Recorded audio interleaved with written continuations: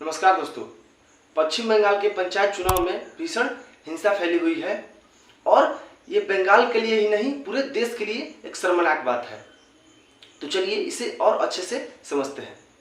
दरअसल कुछ दिन पहले ही वहाँ पे मतदान स्टार्ट हुआ है, मतलब पंचायत चुनाव में वहाँ पे वोट डाले जा रहे हैं, लेकिन इतनी भीषण हिंसा वहाँ पे फैल गई है कि 20 से ज़्यादा लोग मारे जा चुके हैं अब तक और अनेकों लोग घायल हैं।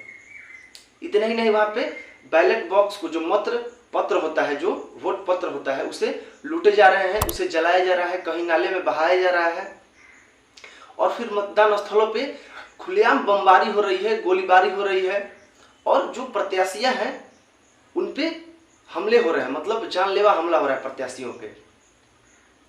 और आपको बता दें कि ये ऐसा लग रहा है कि हिंसा का जवाब हिंसा से ही दिया जा रहा है और ऐसा तब होता है जब किसी राज्य में हिंसा चुनाव की संस्कृति बन जाती है और इसमें सारी पार्टियां इन्वॉल्व है। इसमें ये कहने की जरूरत नहीं है कि टीएमसी है कि बीजेपी है, कोई सब पार्टियां इसमें इन्वॉल्व है।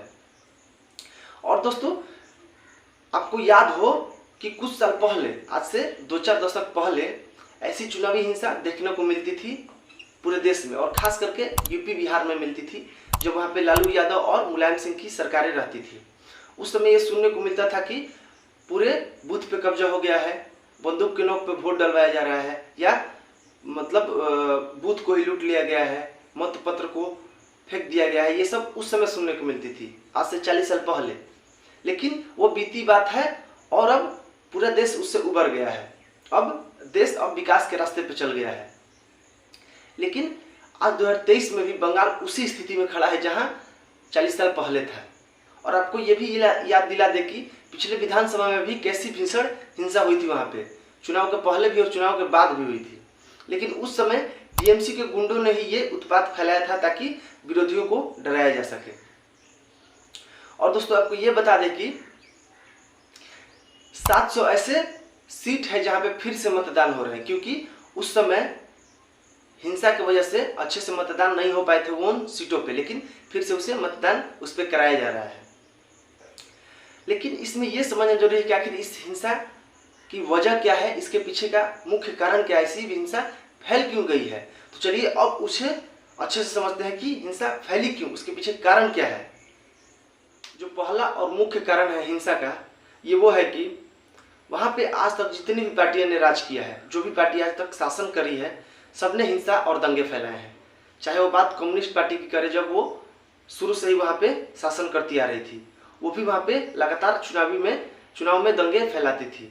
लेकिन उसके बाद ममता बनर्जी ने शांतिपूर्वक और बदलाव के नारे से उन्होंने सत्ता पे वापसी की और बोला कि अब चुनाव में परिवर्तन होंगे, यहाँ पे शांतिपूर्वक ढंग से चुनाव होगा और पूरा राज्य शांति से चलेगा। लेकिन उन्होंने भी अपना वादा पूरा नहीं किया और कुछ साल बाद उन्होंने भी वही तरीका अपनाया जो कि वाम दल करता आ रहा था।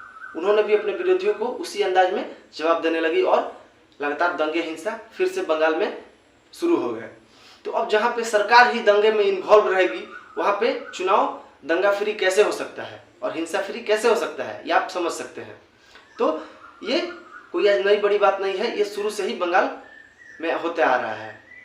और फिर दूसरा कारण ये भी हो सकता है कि जितने भी पंचायत के प्रत्याशी हैं, जब वो जीतते हैं तो उन्हें पंचायत के विकास कार्यों के लिए अच्छा खासा धन मिलता है और ये जो धन राशि है ज़्यादातर उनके पॉकेट में जाता है, विकास कार्यों में कम ही लगता है। ये सबको पता है और किसी से ये बात छुपा नहीं है।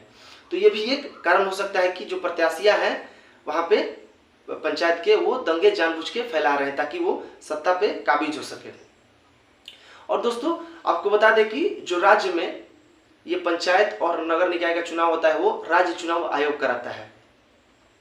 तो जो राज्य आयोग है और ये जो ममता सरकार है, उन्हें ये मानना पड़ेगा कि वो निष्पक्ष चुनाव कराने में असफल रहे हैं। अब चाहे वो जो भी दलील दे, लेकिन ये नहीं मान सकते हैं, हम लोग इस पे विश्वास नहीं कर सकते हैं, ये उनकी ही फॉल्ट है। और फिर आपको बता दें कि आज 2023 में इस डिजिटल युग में भी ऐसी दंगे हो रही है, ये शर्मनाक बात है। वहाँ पे टीएमसी के एक विधायक हैं जो कि पूर्व में आईएएस भी रह चुके हैं, जिनका नाम हुमायूं कबीर है। उन्होंने ये कहा है कि एक बंगाली होने के नाते मैं शर्मसार हूँ और मेरा सिर शर्म से झुक गया है। और पूरे बंगाल के लोगों को भी शर्मिंदा होना चाहिए कि इस युग में भी हम चुनाव को हिंसा फ्री नहीं करा सकते हैं। और उससे भी ज़्यादा शर्मनाक बात यह है कि हम हिंसा को अभी तक रोक भी नहीं पाए हैं। तो उनका बात ये सही है, बिल्कुल सही है। तो दोस्तों, अगर वीडियो अच्छा लगा हो तो एक लाइक कर दीजिएगा, चैनल को सब्सक्राइब कर दीजिएगा। तब तक के लिए धन्यवाद।